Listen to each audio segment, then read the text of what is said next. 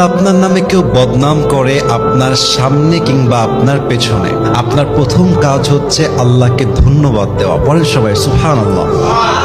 কি সুন্দর কথা আল্লাহ তাআলা বলছেন, খুব খেয়াল করবেন। আল্লাহ বলছেন, সবর ধারণ করো তাদের কথার ব্যাপারে যারা তোমার ব্যাপারে বদনাম করে। এর কারণ আমি আল্লাহ জানি তারা যা বলছে সত্য নয়, বরং তুমি হচ্ছ আসল সত্যবাদী, তুমি সেই অন্যায়টা করো নাই। এবং মাথায় রাখবা, যখন তোমার নামে কেউ বদনাম করে তোমার লাভ হচ্ছে দুইটা।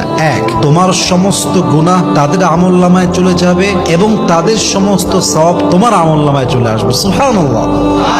তো যারা বদনাম করবে তাদের জন্য আপনি আফসোস করবেন যে ইস রে, আমার ভাইটা বুঝে না, আল্লাহ আমার ভাইকে তুমি হেদায়াত দান করো। কিন্তু মানুষের বদনামের জন্য, অন্যের চরিত্র নষ্ট হওয়ার জন্য নিজের চরিত্র নষ্ট করা, এটা বোকামি ছাড়া আর কিছুই হতে পারে না, ঠিক কিনা বলেন? অতএব আজ থেকে বদনাম করলে নারাজ হবেন না, মন ছোট করবেন না, ভরসা রাখবেন এক সত্তার উপরে, তিনি কে?